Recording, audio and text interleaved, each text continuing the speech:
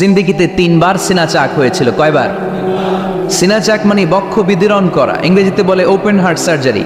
কি বলে? আপনাদের এই এলাকায় কারো হয় নাই? শুনছেন না এটা? ওপেন হার্ট সার্জারি, গলা থেকে নাভি পর্যন্ত একেবারে কেটে ফেলে। বিশ্বনবীকে এবার 3 বার এভাবে ওপেন হার্ট সার্জারি করা হয়েছে। একবার যখন বিষ্ণু ইসা ইসলাম বনু সাদ গোত্রে ছিল তখন, দ্বিতীয়বার যখন কোরআন নাজিল হবে তার আগ দিয়ে তখন, 3 নম্বরে বিষ্ণু ইসা ইসলামকে যখন ঊর্ধ্ব জগতের অনেক দামি দামি জিনিস দেখানো হবে ওই মেরাজ রজনীর সময়টাতে, তখন কোন সুবহানাল্লাহ। বিষ্ণু বললেন, আমি উম্মে হানির ঘরে শুয়েছিলাম, আমাকে ছাদ 2 ভাগ করে ছাদের উপর দিয়ে নিয়ে হাতিমে কাবাতে শুইয়ে দেয়া হলো, গলা থেকে নাভি পর্যন্ত ছিঁড়ে ফেলা হলো, আমার হৃদয়টাকে বের করে জমজমের পানি দিয়ে ক্লিন করা হলো, আমার হৃদয়ে জ্ঞান, আমার হৃদয়ে ঈমান আর প্রজ্ঞা দিয়ে পরিপূর্ণ করা হলো। অনেক মুফাসসিরিন ইকরাম বলেছেন, আলাম নাশরাহ লাকা সাদরাক মানে হচ্ছে, হে নবী আমি কি আপনার বক্ষ বিদীর্ণ করি নাই? কেউ কেউ বলেছেন এটা দ্বারা উদ্দেশ্য হচ্ছে বিশ্বনবীর বক্ষ বিদীর্ণ করার মধ্য দিয়ে বিশ্বনবীকে আল্লাহ তাআলা ব্রড মাইন্ডেড বানিয়েছেন। সুবহানাল্লাহ পড়েন। বিশ্বনবী কি ন্যারো মাইন্ডেড ছিলেন? কি ছিলেন? জোরে বলেন, আরো জোরে। ব্রড মাইন্ডেড, উদার, আকাশের মতো বিশাল, সাগরের মতো বিশাল, পাহাড়ের মতো সুউচ্চ ছিল বিশ্বনবীর হৃদয়, ঠিক কিনা? শুধু মুমিনদের জন্য এই বিশ্বনবীর হৃদয়ে মায়া ছিল না, কাফেরদের জন্য মায়া ছিল। সুবহানাল্লাহ পড়েন। রাহমাতাল লিল আলামিন, আমার নবী কি ছিল? সবাই বলেন, ওমা আরসালনাকা ইল্লা রাহমাতাল লিল আলামিন, I have sent you as a mercy for the entire universe. নবী হে, আমি আপনাকে গোটা বিশ্বের সবার জন্য রহমত করে প্রেরণ করেছি। রাহমাতাল লিল আলামিন, আল্লাহ এখানে চাইলে বলতে পারতেন রাহমাতাল লিল মুসলিমিন, নবী আপনি শুধু মুসলিমদের জন্য রহমত, এটা বলছে? নবী আপনি শুধু মুত্তাকিদের জন্য রহমত, বলছে? চাইলে বলতে পারতেন নবী আপনি শুধু রাহমাতাল লিল মুসাল্লিন, যারা মসজিদে যায় মুসল্লি নামাজ পড়ে তাদের জন্য রহমত, বলেছে? কি বলছে? রাহমাতাল লিল আলামিন, I have sent you as a mercy for the entire universe, গোটা বিশ্বের জন্য আপনি রহমত। সুবহানাল্লাহ পড়েন। সবার জন্য রহমত, সবার জন্য হৃদয় দিল দরিয়া। এজন্য তিনি ছিলেন ব্রড মাইন্ডেড, কখনো মানুষের ক্ষতি করতে চাইতেন না। এমনকি যুদ্ধের ময়দানে যেখানে আপনি প্রতিপক্ষকে আঘাত করবেন সেখানেও বিশ্বনবী ক্ষয়ক্ষতিকে মিনিমাইজ করার ট্রাই করতেন। তিনি যখন খায়বার দুর্গে আক্রমণ করবেন তার মিলিটারিকে, বিষ্ণু ইসা ইসলাম মিলিটারিকে 5 ভাগে ভাগ করতেন। 5 ভাগে ভাগ করতেন। কি কমান্ডার ছিলেন তিনি! এক ভাগের নাম মুকদ্দামাতুল জাইশ, ফ্রন্ট উইং, ডান দিকে একটা থাকতো মাইমানা, বায়ে একটা থাকতো মাইসারা, মাঝখানে যে ব্যাটালিয়ন থাকতো এটার নাম কলব, পেছনেরটার নাম খালফ। সুবহানাল্লাহ পড়ে। এজন্য বিশ্বনবী যখন অ্যাটাক করতেন তখন সবাই বলতো যা আল মুহাম্মদ ওয়াল খামিস, মুহাম্মদ তার 5 উইং এর ব্যাটালিয়ন নিয়ে আমাদের উপর আক্রমণ করেছে। যুদ্ধের ময়দানে তিনি ঘোষণা দিতেন, খবরদার, এই যে ইহুদিদের উপর আক্রমণ করবা, যুদ্ধ করবা, কোন নারীদের গায়ে হাত তুলো না, শিশুর গায়ে হাত তুলো না, বৃদ্ধ বৃদ্ধার গায়ে হাত তুলো না, খ্রিস্টান পাদ্রী বাবা যারা আছে, ফাদার অফ খ্রিস্টিয়ান, পাদ্রীদের গায়ে হাত তুলো না, যুদ্ধ করতে যে গবাদি পশু মেরো না, গাছপালাগুলো ভেঙো না। সুবহানাল্লাহ কইতে মনে চায় না? গেছে যুদ্ধ করতে, গেছে কি, কিন্তু ক্ষয়ক্ষতি মিনিমাইজ করার জন্য কি চেষ্টা করতেন! কি রহমতের নবী! সবাইকে সম্মান করতেন, সবাইকে মানুষ হিসেবে দেখতেন। আমরা ভাগ করে ফেলি, আমরা দেখা মাত্রই যদি দেখি মাথায় টুপি আর দাড়ি তখনই ভাবা শুরু করি এটা কার মুরিদ? কি সরসিরার মুরিদ, না চরমনায়ের মুরিদ, না আট্রসির মুরিদ, না অমুক জায়গার মুরিদ? অথবা আমরা বলতে শুরু করি কি জামাত করে, না খেলাফত মজলিস করে, না ইসলামী আন্দোলন করে, না তাবলীগ করে। ভাগাভাগি আছে না নাই? কিন্তু আমরা তাকে মানুষ হিসেবে দেখি না। আগে দেখতে হবে মানুষ।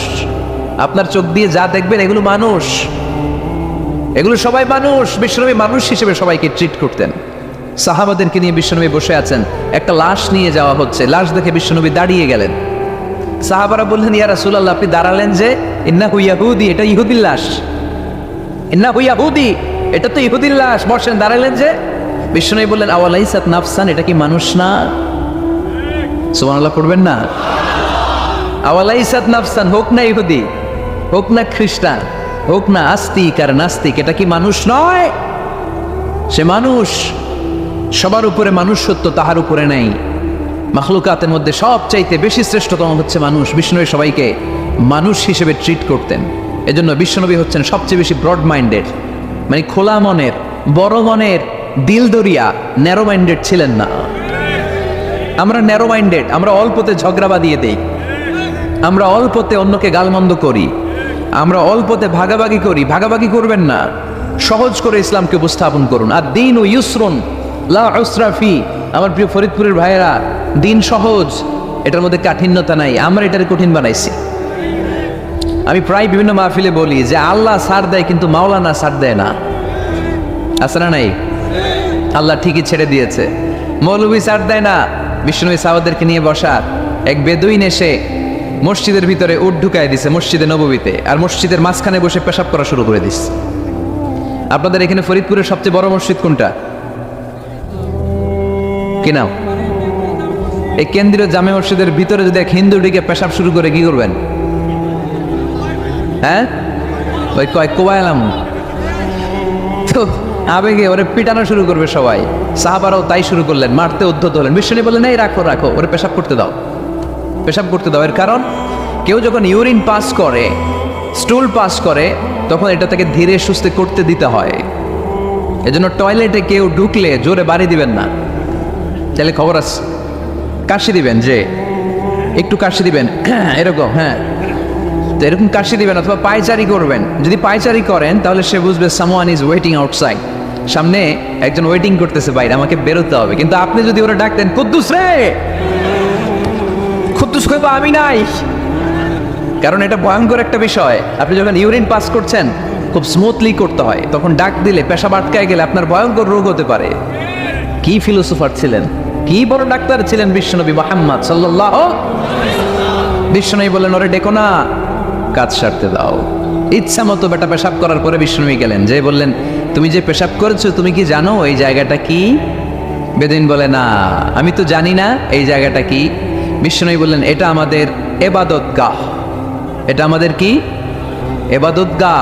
এখানে ঢুকে আমরা আমাদের রবরে ডাকি, আল্লাহরে ডাকি, আমরা নামাজ পড়ি, জিকির করি, তাসবিহ পড়ি, এটা আমাদের ইবাদতগাহ। কাজটা করা তোমার মোটেও ঠিক হয়নি। লোকটা অবাক হয়ে গেল, ঘটনা কি? তাদের ইবাদতগাতে আমি পেশাব করেছি আর আমাকে জামাই আদর, আর আমাকে এত সুন্দর করে বলে যে এটা ইবাদতগাহ। আমাদের ইবাদতগাহের ভিতরে যদি কেউ এরকম করতো, ওরে তো একেবারে সাইজ করে ফেলতাম। সে অবাক হয়ে গেল, সে জিজ্ঞেস করলো, হু আর ইউ, কে আপনি? বিষ্ণুনবী বললেন, না মুহাম্মদ সাল্লাল্লাহু, আমি শান্তির ধর্ম ইসলামের প্রেরণার বাণী বাহক, আমি লা ইলাহা ইল্লাল্লাহ মুহাম্মাদুর রাসূলুল্লাহ, এই বাণী দিয়ে গোটা বিশ্বে বিপ্লব তৈরি করতে এসেছি। বেদুইন বলল, আমাকেও আপনার বিপ্লবে শরিক করে নেন। ইসলাম মারামারি কাটাকাটিতে আসে নাই। আপনার ব্রড মাইন্ডেড অ্যাটিটিউড দেখে হিন্দু ভাইরা কালিমা পড়ে মুসলমান হয়ে যাবে। এজন্য আল্লাহ বললেন, আলাম নাশরাহ লাকা সাদরাকা ওয়া ওয়াদা'না আনকা বিজরাক আল্লাযী আনকাদা যাহরাক ওয়া রাফা'না লাকা যিকরাক। সুবহানাল্লাহ পড়েন। আলাম নাশরাহ লাকা সাদরাক, নবী হে, আমি কি আপনারে ব্রড মাইন্ডেড বানিয়ে দেই নাই? এটা আপনার জীবনে বড় নিয়ামত।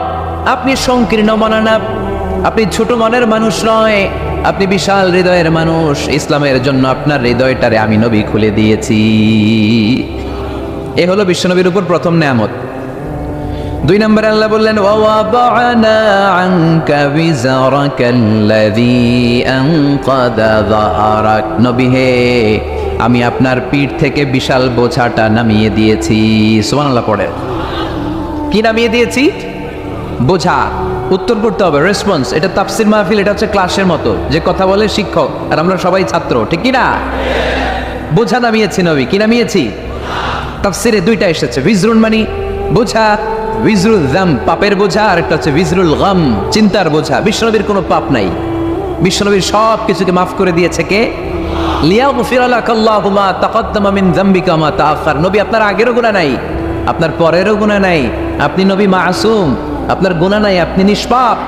নবীদের গুনাহ হয় না। আহলুস সুন্নাহ ওয়াল জামাআতের আকীদা হচ্ছে নবীরা মাসুম, নবীদের জীবনে কোনো গুনাহ হয় না। চিৎকার করে বলেন ঠিক কি না? ও নবী, ওয়া ওয়াদা'না আনকা বিজরাক, আপনার এই বোঝা আমি নামিয়ে দিয়েছি। বিশ্বনবী ভাবতেন 40 বছর বয়সে আমি নবী হলাম, তার আগে যা করলাম আল্লাহ এটা কি করবে। আল্লাহ বলে, নবী আপনার আগের গুনাহ পরের গুনাহ, গুনাহ বলতে কিছুই নাই, সবই মাফ, সব মাফ। তারপরেও আমার নবী বলতেন, আল্লাহে লা আস্তাগফিরুল্লাহ ওয়া আতুবু ফিল ইয়াউম আকসার মিন 70 মাররা। আমি এমন নবী যার কোনো গুনাহই নাই, আগের গুনাহও নাই, পরের গুনাহও নাই, তারপরেও আমি নবী প্রতিদিন 70 বারেরও বেশি তওবা আর ইস্তেগফার করি। আমাদের জন্য শিক্ষা। তাহলে আল্লাহ বললেন, ওয়া ওয়াদানা আনকা বিজরাক, পাপের বোঝা আমি নামিয়ে দিলাম। বিশ্বনবীর কোনো পাপ নাই, পাপ মুক্ত। তাফসিরে 2 নম্বরে এসেছে বিজরুল গাম, চিন্তার বোঝা। বিশ্বনবী সব সময় আমাদেরকে নিয়ে চিন্তা করতেন। কাকে নিয়ে চিন্তা? কথা বলেন। আমাদেরও চিন্তা আছে না নাই? কিসের চিন্তা? হ্যাঁ, টাকার চিন্তা। ফরিদপুরের ভাইদের টাকার চিন্তা। আর কিসের চিন্তা আপনাদের? হ্যাঁ, উম্মতের চিন্তা। মাশাআল্লাহ, এই ভাই উম্মতকে নিয়ে ভাবে। আপনাদের আর কার কি নিয়ে চিন্তা বলেন? পেটের চিন্তা। এদিকে পাওয়া গেছে পেটের চিন্তা, এদিকে বউয়ের চিন্তা, কবরের চিন্তা। আর কিসের চিন্তা? আখিরাতের চিন্তা। তো আমাদেরও চিন্তা আছে, বিশ্বনবীরও চিন্তা ছিল। 2 চিন্তা কি এক? বিশ্বনবীর কাঁধে তো পুরো উম্মার জিম্মাদারি। কিয়ামত পর্যন্ত যারা পৃথিবীতে আসবে সবার জন্য বিশ্বনবী কাঁদতেন। এই আওয়াজ করে কে? এদিকে কি হয়েছে? ওরে বসায় দেন। বিশ্বনবীর গোটা উম্মা নিয়ে চিন্তা। সব নবীকে আল্লাহ তাআলা একটা করে দোয়া দিয়েছিলেন আর বলেছিলেন, নবী একটা স্পেশাল দোয়া করার সুযোগ তোমাদেরকে দিলাম, ওই দোয়া করলেই কবুল হয়ে যাবে। কিন্তু সুযোগ পাবা জীবনে কয়বার? সবাই বলেন কয়বার? সব নবী কয়টা করে পাইছে? সব নবী তাদের দোয়াগুলো দুনিয়াতেই করে ফেলেছে।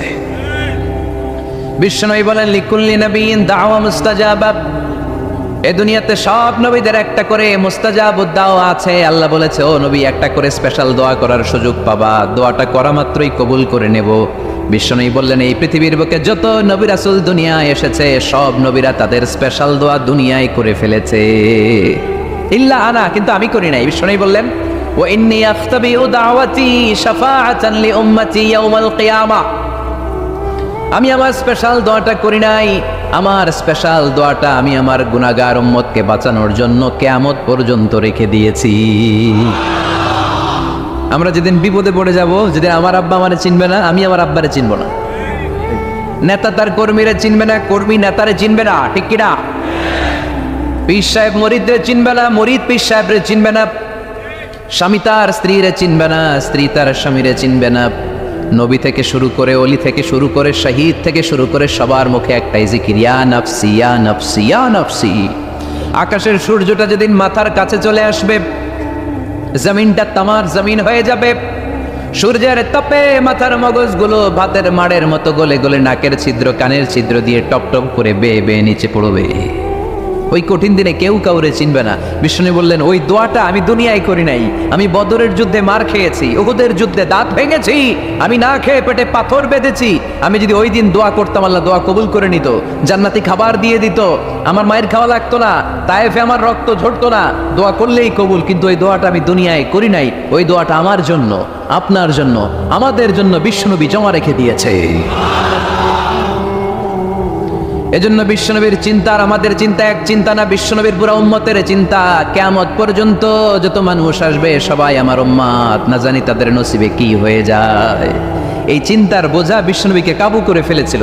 আল্লাহ বললেন, নবী নো টেনশন, কোনো টেনশন নাই। আপনার এই চিন্তার বোঝাকে আপনার পিঠ থেকে আমি আল্লাহ নিজ দায়িত্বে সরিয়ে নিলাম।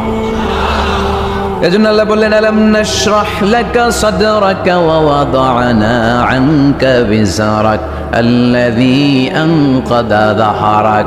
যেই চিন্তার বোঝা আপনাকে কষ্ট দেয়, যেই চিন্তার বোঝা আপনারে পেরেশান করে তোলে, আপনার পিঠ থেকে ওই চিন্তার বোঝা নবী আমি সরিয়ে নিলাম। কি দিয়ে সরিয়ে নিল? কোরআনের আলো দিয়ে। আওয়াজ করে বলতে হবে, কি দিয়ে? বিশ্বনবী মক্কায় দেখতেন মূর্তির পূজা হয়, আল্লাহর ঘরের ভিতরে 360টা মূর্তির পূজা। বিশ্বনবী দেখতে পেলেন দুর্বলের উপরে সবলের অত্যাচার।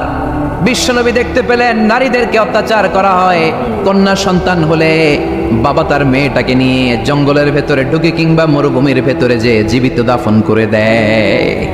ওয়াইদাল মাউউদাতু সুইলাত ওয়াদুল বানাত, বিশ্বনবী এগুলো দেখতেন চারপাশে, দেখে এই পথহারা জাতিকে কিভাবে উদ্ধার করবেন, কি দিয়ে উদ্ধার করা যায়, এই টেনশনে বিশ্বনবীর পিঠ বাঁকা হয়ে গিয়েছিল, উপমা বাঁকা হয়ে গিয়েছিল। বিশ্বনবী সব সময় পেরেশান থাকতেন। আল্লাহ বললেন, নবী টেনশনের দরকার নাই, হেরা গুহায় এমন একটা নূরের আলো দিয়ে আমি আপনারে আলোকিত করব, যার মাধ্যমে সব পেরেশানি দূর হয়ে যাবে। ألم نشرح لك صدرك ووضعنا عنك وزرك الذي أنقض ظهرك। আপনাকে পেরেশান বানিয়ে দেয় এরকম সব চিন্তার বোঝা আমি আল্লাহ সরিয়ে নিলাম। সুবহানাল্লাহ। দুইটা নেয়ামত শুনলাম, এবার 3 নম্বরের নেয়ামত আল্লাহ বললেন ওয়ারাফা'না লাকা যিকরাক। এই আয়াতটা মুখস্থ করতে হবে আজকে, আমার সাথে সাথে পড়েন ওয়ারাফা'না লাকা যিকরাক।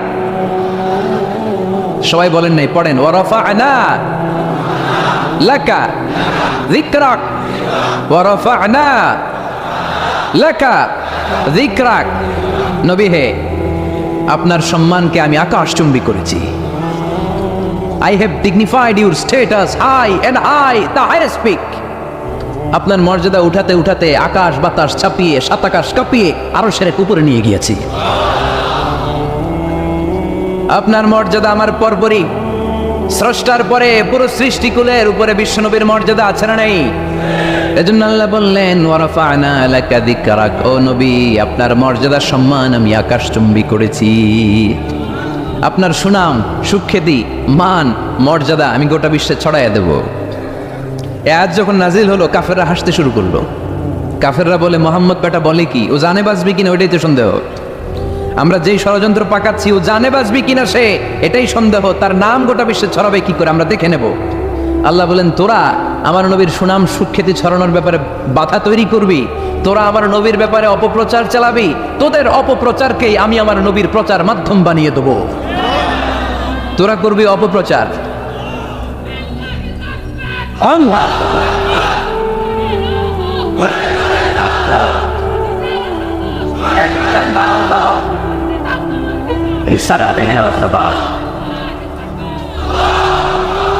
তোদের অপপ্রচারকে আমি আমার নবীর জন্য প্রচার মাধ্যম বানিয়ে দেব। এরকম অনেক সময় হয় না যে কেউ কেউ অপপ্রচার করে কারো বিরুদ্ধে, এটা তার জন্য প্রচার হয়ে যায়। কেউ অপপ্রচার চালায়, আল্লাহর মেহেরবানিতে ওইটা তার পাবলিসিটি হয়ে যায়।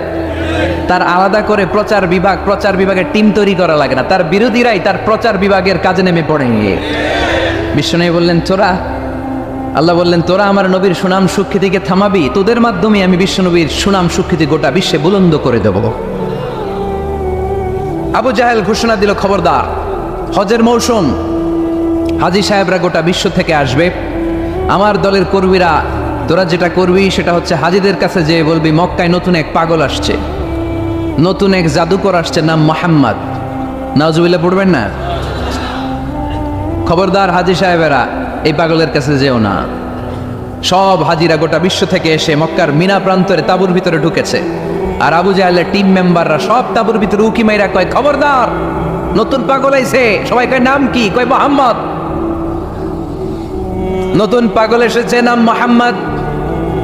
নতুন জাদুকর এসেছে, তার নাম মুহাম্মদ। খবরদার তার কাছে যেও না, তার কথা শোনো না, শুনলে তোমরাও পাগল হয়ে যাবা, তোমরাও পাগল হয়ে যাবে। সে এত বড় জাদুকর, মুহাম্মদ সাল্লাল্লাহু আলাইহি ওয়াসাল্লাম এত বড় জাদুকর, তার জাদু দেখলে তার কথা শুনলে হাজবেন্ড ওয়াইফের মধ্যে সম্পর্ক বিচ্ছিন্ন হয়ে যায়। সে এত বড় জাদুকর, তার কথা শুনলে বাবা আর ছেলের সম্পর্ক ছিন্ন হয়ে যায়। সে এত বড় জাদুকর, তার কথা শুনলে বন্ধু বন্ধু আলাদা হয়ে যায়।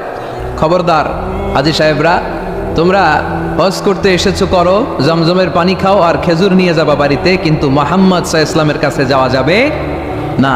আচ্ছা আপনারা বুঝে শুনে উত্তর দেন। এই যে লক্ষ লক্ষ হাজী মিনার তাবুতে বসা, আর আবু জাহেলের লোকটা যে বললো নতুন জাদুকরের নাম মুহাম্মদ, তার কাছে যেও না, এই লক্ষ লক্ষ হাজীরা এর আগে জীবনেও মুহাম্মদ সাল্লাল্লাহু আলাইহি ওয়াসাল্লামের নাম শুনছে?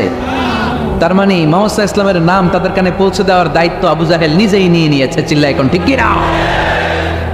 অপপ্রচার হয়ে গিয়েছে। আর সবাই মনে মনে ভাবে কয় কি এত বড় জাদুকর, হজ করি আর না করি এরে না দিকে যাওয়া যাবে না, হজ তাড়াতাড়ি কোন রকম সাইরা এই জাদুকরের কাছে আগে যাব, দেখি কেমন জাদু দেখায়, দেখি কত বড় ম্যাজিশিয়ান, দেখি তো কত বড় পাগলের। কারণ আল ইনসানু হারিসুন আলা মা মুনিআ, মানুষকে যেটা নিষেধ করা হয় বেশি, মানুষ এটা করতে চায়। যদি বলি ওদিকে যাবি না, ওর বাপের কিরা ওদিকে যাবে, ঠিক কিনা? এটা আমাদের স্বভাব, আমাদের খাসলা, আমাদের বৈশিষ্ট্য। যেটা আমাদেরকে নিষেধ করা হয় বেশি, ওটা করতে মন চায়। সব হাজিরা মনে মনে ভাবলো আমরা যাব যাব, তোরা যতই বলিস না কেন যাব যাব, হজের পরে অবশ্যই যাব। দেখা গেল হজের পরে বিশ্বনবী মুহাম্মদুর রাসূলুল্লাহ সাল্লাল্লাহু আলাইহি ওয়াসাল্লামের বাড়ির সামনে বিশাল বড় গ্যাদারিং শুরু হয়েছে। সবাই লাইন ধরে দেখা করতে গেছে। দেখা করতে যে বিশ্বনবীর চেহারা দেখে প্রথম নজরে সব পাগল। চাঁদের চেয়ে সুন্দর তুমি নবী আমার কমলিওয়ালা, চাঁদের চেয়ে সুন্দর তুমি নবী আমার কমলিওয়ালা, দু জাহানের বাদশাহ তুমি প্যারা নবী সাল্লে আলা, দু জাহানের বাদশাহ তুমি প্যারা নবী সাল্লে আলা, চাঁদের চেয়ে সুন্দর তুমি নবী আমার কমলিওয়ালা। সুবহানাল্লাহ পড়েন। এত সুন্দর চেহারা, বিষ্ণু ঈসা ইসলামের চেহারার মতো এরকম চেহারার মানুষ পৃথিবীতে আছে? দ্বিতীয়টা, অনেকে বলে সাইয়েদনা ইউসুফ আলাইহিস সালামের চেহারা নাকি বেশি সুন্দর। সুন্দর ঠিক, কিন্তু আমার নবীর চাইতে বেশি নয়। বিষ্ণু বলতেন আনা মালিহুন ওয়া আখি ইউসুফু সাবিহুন, আমার ভাই ইউসুফ হচ্ছে সাবিহ, সাবিহ মানে সাদা সুন্দর ধবধবে, আর আমি হচ্ছে মালিহ, মালিহ মানে এসেছে মিলহন থেকে, মিলহন মানে লবণ, মানে লাবণ্যময় সুন্দর। আমার ভাই ইউসুফ নবী সাদা সুন্দর, আমি লাবণ্যময় সুন্দর। কোনটার দাম বেশি? লাবণ্যময় সুন্দরের দাম বেশি। সাইয়েদনা ইউসুফ আলাইহিস সালামের চেহারা দেখে মিশরের মেয়েরা লেবু কাটতে যে বা কমলা কাটতে যে, আনার কাটতে যে, কমলা কাটতে যে আঙ্গুল কেটে ফেলেছিল। কোরআন তার সাক্ষী। ওয়া কাত্তা'না আইদিয়াহুন। আম্মাজান আয়েশা রাদিয়াল্লাহু তাআলা আনহা যখন এই ঘটনা শুনেছেন, তিনি মিশরের মেয়েদেরকে ডাক দিয়ে বলেছেন, ও মিশরের মেয়েরা, তোমরা ইউসুফ নবীর সৌন্দর্য দেখে লেবু কাটতে যে আঙ্গুল কেটেছ, আমার স্বামী প্যারা নবী মুহাম্মদ রাসূলুল্লাহর চেহারা যদি তোমরা দেখতা, তাহলে লেবু কাটতে যে আঙ্গুল নয়, কলিজাটা কেটে টুকরা টুকরা করে দিতা। আবার আম্মা জান আয়েশা বলতো, লাকুম শামসুন ওয়া লানা শামসুন, তোমাদের জন্য একটা সূর্য আছে, কিন্তু আমি আয়েশার জন্য আলাদা একটা সূর্য আছে। তোমাদের সূর্যটা প্রতিদিন সকালবেলা পূর্ব আকাশে উদিত হয়ে গোটা দুনিয়াটারে আলোকিত করে দেয়, আর আমার সূর্যটার নাম হলো মুহাম্মদ সাল্লাল্লাহু আলাইহি ওয়াসাল্লাম। মসজিদে নববীতে এশার নামাজের পরে আমার সূর্যটা আমার ঘরে উদিত হয়। তোমাদের সূর্য সকালবেলা পূর্ব আকাশে উঠে গোটা দুনিয়াটারে আলোকিত করে, আমার সূর্য মুহাম্মদ এশার নামাজের পরে আমার ঘরের ভেতরে যখন উকি দেয়, আমার পুরো ঘরটারে আলোকিত করে দেয় কে? এত সুন্দর চেহারা ছিল ওনার। চেহারার নূর দিয়ে হারানো সুই খুঁজে পেয়েছে বিশ্বনবীর স্ত্রীরা। চিল্লায় করে আল্লাহু আকবার। বিশ্বনবীর চেহারার সৌন্দর্যের সাথে কারো সৌন্দর্যের কোনো মিল হবে? No comparison with our beloved prophet Muhammad সাল্লাল্লাহু আলাইহি ওয়াসাল্লাম। Whether it's the fitness, whether it's the appearance, whether it's the status, no comparison with our prophet. এটা ফিটনেসের দিক থেকে হোক, এটা চেহারার সৌন্দর্যের দিক থেকে হোক, এটা কণ্ঠস্বরের ঝংকারের দিক থেকে হোক, সম্মান আর মর্যাদার দিক থেকে হোক, আমার নবীর সম্মানের ধারে কাছেও সম্মান পৃথিবীর কারো হতে পারে না। চিল্লায় বলেন ঠিক কিনা? এজন্য আল্লাহ বললেন, ওয়া রাফা'না লাকা যিকরাক, নবী আপনার সম্মান বাড়াতে বাড়াতে আমি আকাশচুম্বী করেছি। লোকজন সব যে বিশ্বনবীর দরবারে লাইন ধরেছে, হাজিরা সব বিশ্বনবীর কাছে যে চেহারা দেখেই কুপোকা, বাকি জিনিস তো পরে। অনেকে আছে না, চেহারা দেখলেই মানুষ পাগল হয়ে যায়, আছে না নাই? চেহারা দেখেই পাগল, চেহারা দেখেই পাগল। তারপর তারা মিলাতে লাগলো। মিনার তাবুতে আবু জাহেলের কর্মীরা ঘোষণা দিয়েছিল, এলাকায় মোহাম্মদ নামে পাগল এসেছে। তারা মিলায় দেখে না, এই মহামানব কোনোদিন পাগল হতে পারে না, কারণ পাগলের চুলগুলো থাকে উস্কো খুস্কো, ঠিক কিনা? আমার নবী সাল্লাল্লাহু আলাইহি ওয়াসাল্লামের চুল উস্কো খুস্কো ছিল? কত সুন্দর চুল আঁচড়ে রাখতেন, জাইতুনের তেল দিতেন, আতর ঢেলে মাথার শীতের মধ্যে ঢেলে দিতেন, কপাল বেয়ে বেয়ে পড়তো, আর যেখানে সেজদা দিতেন সেজদার জায়গায় আতরের ঘ্রাণে আমোদ হয়ে যেত। হাতের তালুতে পারফিউম মাখতেন, আর মানুষের সাথে মুসাফা করলে যার সাথে মুসাফা তার হাতের সাথে নবীর ব্যবহৃত পারফিউমের ঘ্রাণ ছুটে যেত। এত পরিচ্ছন্ন ছিলেন তারা। বিশ্বনবীর চেহারার সাথে আবু জাহেলের বক্তব্যের মিল খুঁজে পায় না। তারা বলে, না, এই লোক কখনো পাগল হতে পারে না। পাগলের চুল থাকে উস্কো খুস্কো, জামা থাকে ছিঁড়া ফাড়া, গায়ের মধ্যে থাকে ময়লা। পাগল কখনো দাঁত মাজে না, কিন্তু বিশ্বনবীর মুচকি হাসির ফাঁক দিয়ে দাঁতের দিকে তাকালে মানুষগুলো সব পাগল হয়ে যায়। স্মাইল দিতেন বিশ্বনবী, স্মাইল, মুচকি হাসি, তাবাসসুম। বিশ্বনবীর মুচকি হাসি দেখলে মানুষ পাগল হয়ে যেত, পাগল পড়া হয়ে যেত। তারা বলে না না, এ মহামানব তো কখনো পাগল হতে পারে না। আবার মিলাতে লাগলো আবু জাহেলের কর্মীরা বলেছিল এটা নাকি বড় জাদুকর, কিন্তু তারা বলে না না, এই অসাধারণ লোকটা জাদুকরও হতে পারে না, সে তো কোনো মন্ত্র পড়ে না, জাদু করার জন্য মন্ত্র পড়ার দরকার আছে না নাই? বিষ্ণুনবী কি মন্ত্র পড়তো? বিষ্ণুনবী কি পড়ে শোনাতো? চিল্লায় বলেন, কি পড়ে শোনাতো? কোরআন শোনাতো। এত সুন্দর কণ্ঠ ছিল বিশ্বনবীর, পাগল হয়ে যেত মানুষ শুনতে শুনতে, পাগল পড়া হয়ে যেত, বিমুক্ত হয়ে যেত। তারা সবাই বলতে আরম্ভ করলো, আবু জাহেল তুমি মিথ্যাবাদী, তবে তোমাকে ধন্যবাদ এরকম একটা মানুষের সাথে পরিচয় করিয়ে দেওয়ার জন্য। সুবহানাল্লাহ বললেন না? আমরা মেনে নিতে পারলাম না সে পাগল নয়, জাদুকর নয়, সে হলো এই জামানার পায়গাম্বার। আমরা পড়ে নিলাম লা ইলাহা ইল্লাল্লাহু মুহাম্মাদুর রাসূলুল্লাহ সাল্লাল্লাহু আলাইহি ওয়াসাল্লাম। রাফা'না লাকা যিকরাক, নবী হে এইভাবে আমি আপনার সম্মানকে বাড়িয়েছি। হাইসুমা যুকিরতু যুকিরতা মাই, নবী যেখানে আমার নাম নেওয়া হবে আমার পরপর আপনার নামও নেওয়া হবে। পড়েন সুবহানাল্লাহ। যেখানে আমার আল্লাহর নাম তারপরে আমার নবীর নাম আছে না নাই? কালিমার ভেতরে লা ইলাহা ইল্লাল্লাহ আমার আল্লাহর নাম শোভা পায়, তারপরে মুহাম্মাদুর রাসূলুল্লাহ দ্বিতীয় বাক্যে আমার নবীর সুন্দর নামটা আছে না নাই? কালেমার মধ্যে প্রথমে আল্লাহর নাম, তারপরে নবীর নাম। হাইসুমা যুকিরতু যুকিরতা মাই, নবী কিভাবে আপনার মর্যাদা আমি বাড়াবো জানেন? যেখানে আমি ওইখানেই আপনি, যেখানে আমার নাম নেওয়া হবে তারপরেই সৃষ্টিকুলের মধ্য থেকে শুধু আপনার নাম নেওয়া হবে। সুবহানাল্লাহ পড়েন। আপনার উম্মতেরা গোটা বিশ্বে সালাত আদায়ের জন্য আজান দিবে, আজানের প্রথম 4 বাক্যে আমি আল্লাহর বড়ত্ব, আল্লাহু আকবার। তারপরের 2 বাক্যে আমি ছাড়া কোনো ইলাহা নাই এটার সাক্ষ্য দেয়া হবে।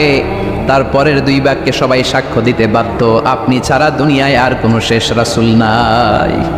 তার মানে আজানের মধ্যেও আমার আল্লাহর নামের পরে আমার নবীর নাম আছে না নাই? এরপর আমরা একামত দিয়ে জামাত শুরু করি। এই জামাতের আগে যে একামতটা দেই, এই একামতেও আল্লাহর নামের পরে আমার নবীর নামটা আছে না নাই? আল্লাহু আকবার, আল্লাহু আকবার, আশহাদু আন লা ইলাহা ইল্লাল্লাহ, আশহাদু আন্না মুহাম্মাদার রাসূলুল্লাহ সাল্লাল্লাহু। তার মানে আজানে আমার নামের পরে আপনার নাম, একামতে আমার নামের পরে আপনার নাম। নামাজের শেষে যখন আমরা শেষ বৈঠকে বসি সেখানে বিশ্বনবীর উপর দুরূদ আছে না নাই? তার মানে সব জায়গায় বিশ্বনবীর নাম নেওয়াকে আবশ্যক করে দিয়েছে কে? নবী হে এই গোটা বিশ্বের ভেতরে সূর্য উঠবে, সূর্য ডুববে, শীত যে গ্রীষ্ম আসবে, দিন যে রাত আসবে, এক মুহূর্তের জন্য আপনার নামের আলোচনা থামবে না। চিল্লায় বলো ঠিক কিনা? রাফা'না লাকা যিকরাক, I have dignified your status very high, very high। অনেক উপরে নিয়েছি, আকাশ বাতাস ছাপিয়ে, সাত আকাশ কাঁপিয়ে আরশ পর্যন্ত আমি আপনার মর্যাদাকে বুলন্দ করেছি। এই পৃথিবীতে যত আসমানি কিতাব এসেছিল সবগুলো আসমানি কিতাবে বিষ্ণুনবীর নাম উল্লেখ করেছে কে? তার মানে তাওরাতের ভেতরে বিষ্ণুনবীর নাম আছে না নাই? ইনজিলে, জাবুর, সুহুফে ইব্রাহিম, সুহুফে মূসা আল্লাযী ইয়াজিদুনাহু মাকতুবান ইনদাহুম ফিত তাওরাতি ওয়াল ইনজিল। ইহুদিরা খ্রিস্টানরা বিষ্ণুনবীর মানতে চাইতো না। তারা বলতো মুহাম্মদ তোমার নাম তো আমাদের কিতাবে নাই। বিষ্ণুনবী বললেন পড়ো। তারা পড়তে পড়তে বিষ্ণুনবীর জায়গাটা লুকিয়ে রাখতো, যেখানে বিষ্ণুনবীর নাম ওরা এভাবে ধরে রাখতো। বিষ্ণু ইসা ইসলাম এক সাহাবাকে বললেন আমি তো ওদের ভাষা বুঝি না, তুমি ওদের ভাষা বুঝে দেখো কোন জায়গায় সোরামিটা করে। প্রতিটা কিতাবের প্রতিটা পাতায় পাতায় বিষ্ণুনবীর নাম আছে না নাই?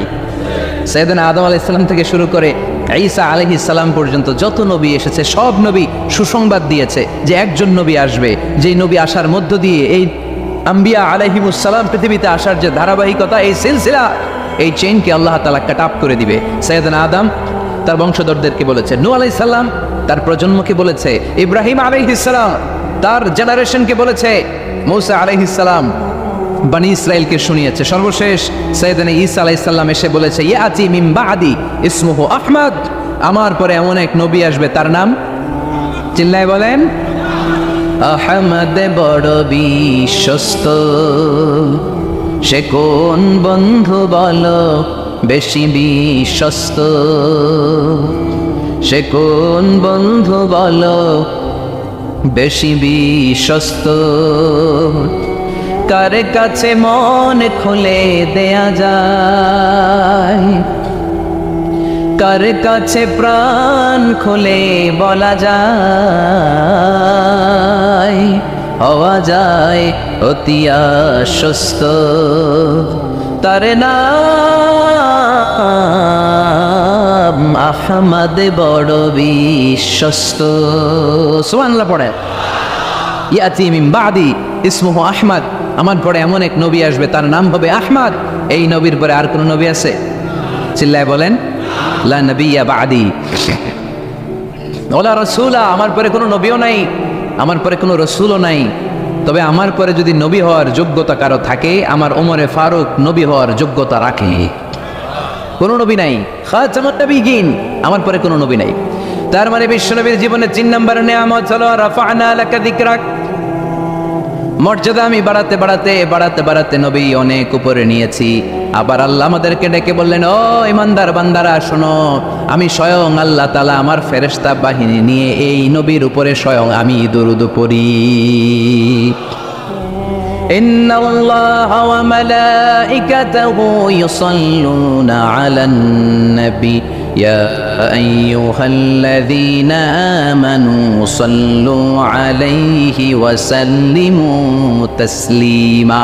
পড়েন, আল্লাহুম্মা সাল্লি আলা মুহাম্মদ ওয়া আলা আলি মুহাম্মদ কামা সাল্লাইতা আলা ইব্রাহিম ওয়া আলা আলি ইব্রাহিম ইন্নাকা হামিদুম মাজিদ। আল্লাহুম্মা বারিক আলা মুহাম্মদ وعلى آل محمد كما باركت على إبراهيم وعلى آل إبراهيم إنك حميد مجيد। চিৎকার করে পড়েন সুবহানাল্লাহ।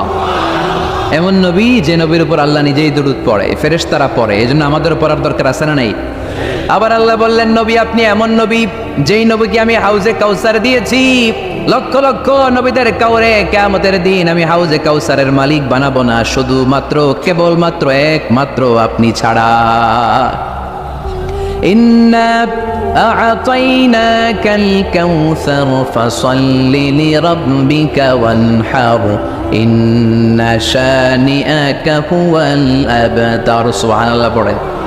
এই হাউজে কাউসারের পানি খেতে চান, পান করতে চান? বিশ্বনবী না দিলে খাইতে পারবো আমরা? হাউজে কাউসার পান করতে চান কারা? হাত তুলে দেখা।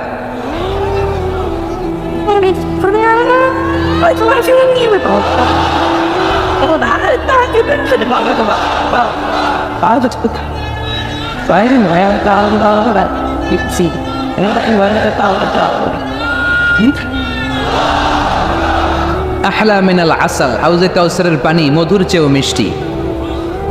আবরাদু মিনাস সালজ, বরফের চাইতেও ঠান্ডা। আবিয়াদু মিনাল লাবান, দুধের চাইতেও সাদা। মান শারিবা মিনহা শারবাতান লাম ইয়াজমা আবাদা, এক ঢোক হাউজে কাউসারের পানি যে খাবে চিরকালের জন্য তার গলার তৃষ্ণা মিটে যাবে। ওই হাউজে কাউসার বিশ্বনবীকে দিয়ে বিশ্বনবীর মর্যাদা বাড়িয়েছে কে? আবার আল্লাহ বললেন, নবী পৃথিবীর অনেক নবীকে আমি নৈতিক বিজয় দান করেছি, কিন্তু সবাইকে আমি রাজনৈতিক বিজয় দান করি নাই। আপনাকে আমি এমন নবী করে দুনিয়ার বুকে পাঠিয়েছি, আপনাকে আমি নৈতিক বিজয় দান করেছি, পাশাপাশি রাজনৈতিক বিজয়ও দান করেছি। সুবহানাল্লাহ পড়া। বিশ্বনবী একাধারে যেমনি মসজিদে নববীর ইমাম ছিলেন, পাশাপাশি মদিনার রাষ্ট্রের প্রেসিডেন্ট ছিলেন, ঠিক কিনা? তার মানে ইমাম বা নেতা এমন হওয়া দরকার যে নামাজও পড়াতে পারে, আবার সমাজও শাসন করতে পারে, ঠিক কিনা? এমন নেতার দরকার আছে না নাই? এজন্য বিশ্বনবী বললেন, রব্বি আদখিলনি মুদখালা সিদকিন ওয়া আখরিজনি মুখরাজা সিদকিন ওয়াজআলনি মিন লাদুনকা সুলতানান নাসীরা। ও আল্লাহ, আপনি আমারে সত্যতার সাথে মক্কায় রাখেন, বের করলেও সত্যতার সাথে বের করেন, আর আপনি আমাকে বিজয়ী শক্তি দান করেন। বিজয়ী শক্তি, রাজনৈতিক শক্তি বিশ্বনবী আল্লাহ তাআলার কাছ থেকে দোয়া করে চেয়ে নিয়েছেন। চিল্লায় বলেন ঠিক কি না? রাজনৈতিক শক্তির দরকার আছে না নাই? দরকার আছে? তা আস্তে করে বললেন কেন? রাজনৈতিক শক্তি থাকার দরকার আছে না নাই? দেখেন, বাংলাদেশ সৃষ্টি হয়েছে কত সালে বলেন? কত সাল? বাংলাদেশের বার্থডে কবে? 1971-এ।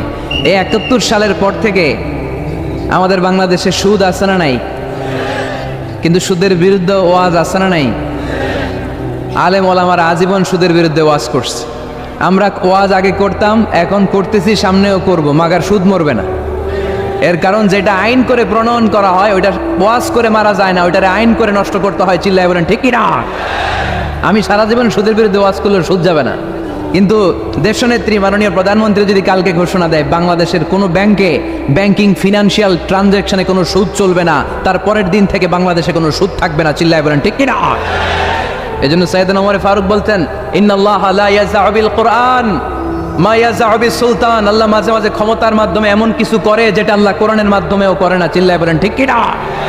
কালকে যদি ঘোষণা হয়ে যায় 5 ওয়াক্ত নামাজ যদি না পড়া হয় 5 বেত। কয় বেত? চেয়ারম্যান না পড়লে চেয়ারম্যানের পিছনে 5 বেত, এমপি না পড়লে এমপির পিছনে 5 বেত। কথা বলেন? মাননীয় প্রধানমন্ত্রী যদি এটা ঘোষণা দিয়ে দেয় যে কালকে থেকে নামাজ না পড়লে 5 বেত, এটা সবার জন্য এই আইন। একটা বেনামাজি খুঁজে পাওয়া যাবে? সব কই দৌড়াবে মসজিদে, অজু থাকলেও দৌড়, না থাকলেও দৌড়। কারণ মায়ের উপরে কোনো ওষুধ আছে? কথা বলেন? কারণ মায়েরে ভিটামিন আছে, মায়েরে কি আছে? এজন্য ইন্নাল্লাহা লা ইয়াযআউ বিল কুরআন মা ইয়াযআউ বিস সুলতান। মাঝে মাঝে আল্লাহ ক্ষমতা দিয়ে এমন কিছু করে যেটা মাঝে মাঝে আল্লাহ কোরআন দিয়েও করে না। এজন্য অনেক নবীকে নৈতিক বিজয় দান করলো, বিশ্ব নবীকে শুধু নৈতিক বিজয় নয়, পাশাপাশি রাজনৈতিক বিজয়ও দান করেছে কে? 3টা নেয়ামতের ঘোষণা দিয়ে আল্লাহ বললেন, আলাম নাশরাহ লাকা সাদরাকা ওয়া ওয়াদা'না আনকা বিজারাক আল্লাযী আনকাদা যাহরাক ওয়া রাফা'না লাকা যিকরাক। পড়েন সুবহানাল্লাহ। নবী হে, আপনার মর্যাদা আমি অনেক বাড়িয়েছি। আপনার কথা শুধু মুসলমানেরাই বলে না, হিন্দুরাও বলে। আছে না নাই? গতকাল এক হিন্দু ভাই আমার হাতে হাত রেখে শাহাদা বাক্য পাঠ করে গাজীপুরে মুসলমান হয়ে গেছে। বিশ্বনবীর কথাগুলো যখন তারা শোনে, তারা নিজেদেরকে ধরে রাখতে পারে না। আপনারা মহাত্মা গান্ধীর নাম শুনেছেন? তিনি ভারতের অবিসংবাদিত নেতা। বিশ্বনবীর ব্যাপারে কমেন্ট করেছেন যে এরকম নেতা পৃথিবীতে আর দ্বিতীয়টা কখনো হবে না। মহাত্মা গান্ধী কি মুসলমান না হিন্দু? গোটা বিশ্বের খ্রিস্টানরা বিশ্বনবীকে নিয়ে এখন মাতোয়ারা। মাইকেল এইচ হার্ট খ্রিস্টান, একটা বই লিখে গোটা বিশ্ব কাঁপিয়েছেন, দি 100 ranking of the most influential people and person in the world. পৃথিবী কাঁপানো 100 জন মনীষীর জীবনী নিয়ে একটা বই তিনি করেছেন। এই 100 জন মনীষীর জীবনের মধ্যে যাকে নাম্বার 1 তিনি করেছেন, তিনি হচ্ছেন আমার নবী, আপনার নবী, পেয়ারা নবী, বিশ্বনবী মুহাম্মদ রাসূলুল্লাহ সাল্লাল্লাহু আলাইহি ওয়াসাল্লামের। মাইকেল এইচ হার্ট কি মুসলমান? সে একজন খ্রিস্টান।